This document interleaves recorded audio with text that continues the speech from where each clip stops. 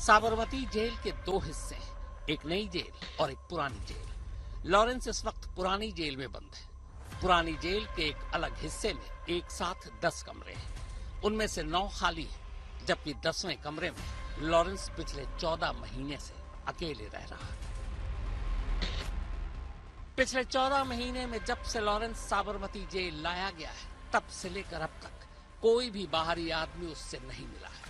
इन 14 महीनों में न कभी उसके घर वाले उससे मिलने आए, न कभी किसी बाहरी शख्स को उससे मिलने की इजाजत दी गई। न किसी और कोर्ट में पेशी के लिए वो खुद जेल से बाहर आया।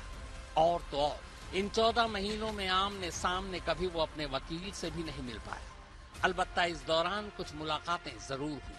केस को लेकर वकील से कुछ बातें भी हुई, लेकिन ये सब कुछ वीडियो कॉन्फ्रेंसिंग के जरिए हुई। यानी एक लाइन में कहें तो साबरमती जेल आने के बाद से पिछले 14 महीने से जेल के कुछ खास स्टाफ को छोड़ दें तो लॉरेंस जेल के अंदर तन्हा ही रहा है। बात 2023 की शुरुआत की है। सिद्धू मूसेवाला मर्डर केस में पंजाब की भटिंडा जेल में तब लॉरेंस बंद था। इधर लॉरेंस भटिंडा जेल में था और उधर गुजरात की एटीएस यानी एंटी टेररिस्ट स्क्वाड एक ड्रग केस और ड्रग सिंडिकेट के मामले की जांच कर रही थी। दरअसल 14 सितंबर 2022 को गुजरात एटीएस ने भारतीय तट रक्षक बल के साथ एक ज्वाइंट ऑपरेशन में कच्छ जिले में बंदरगाह के करीब एक पाकिस्तानी नाव को पकड़ा था।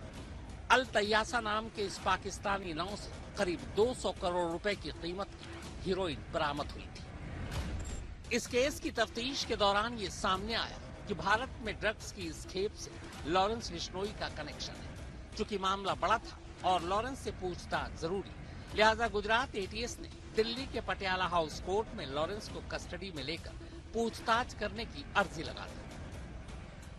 अर्जी मंजूर होते ही 24 अगस्त 2023 को लॉरेंस बिश्नोई को भटिंडा जेल से गुजरात के नलिया कोर्ट ले जाया गया। बाद में कोर्ट ने उसे न्यायिक हिरासत में साबरमती जेल भेज दिया।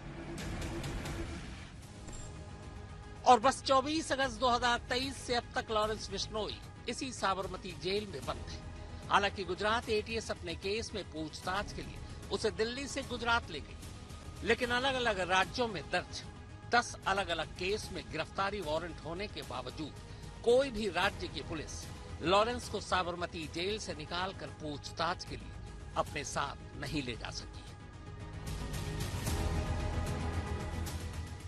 लॉरेंस के खिलाफ कुल 5 राज्यों में 89 केस दर्ज हैं। इनमें से ज्यादातर एक्सटॉर्शन, धमकी, जान से मारने की कोशिश, हत्या और किडनैपिंग जैसे मामले हैं। इन 89 मामलों में से 40 मुकदमे ऐसे हैं जो देश के अलग अलग राज्यों की अदालतों में अभी भी चल रहे हैं। चूंकि 10 मामलों में गिरफ्तारी ही नहीं हुई, तो अब भी मुकदमा शुरू होने का इंतजार है। 9 ऐसे मामले थे जिनमें लॉरेंस अलग अलग अदालत से बरी हो चुका है। 2 मामलों में उसे सजा भी सुनाई जा चुकी है। 89 में से बाकी बचे मुकदमे अभी भी शुरू होने का बस इंतजार कर रहे हैं। वैसे आपकी जानकारी के लिए बता दूं कि आज की तारीख तक यानी 23 अक्टूबर तक बाबा सिद्दीकी मर्डर केस में सीधे लॉरेंस बिश्नोई के नाम कोई मुकदमा मुंबई पुलिस ने दर्ज नहीं किया है। आगे चलकर अगर ये मुकदमा दर्ज हो जाता है तो लॉरेंस बिश्नोई के साथ 80 मुकदमे हो जाएंगे। अब सवाल यह है कि जब देश में कानून एक है, जुर्म की सजाएं एक है, अदालत के काम करने का तरीका एक है, तो फिर जब ड्रग केस में गुजरात एटीएस लॉरेंस बिश्नोई को भटिंडा से निकालकर अहमदाबाद ले जा सकती है, तो बाकी राज्यों की पुलिस अपने अपने मुकदमों के लिए उसे साबरमती जेल से निकालकर ट्रांजिट रिमांड पर अपने अपने राज्य क्यों नहीं ले जा सकती?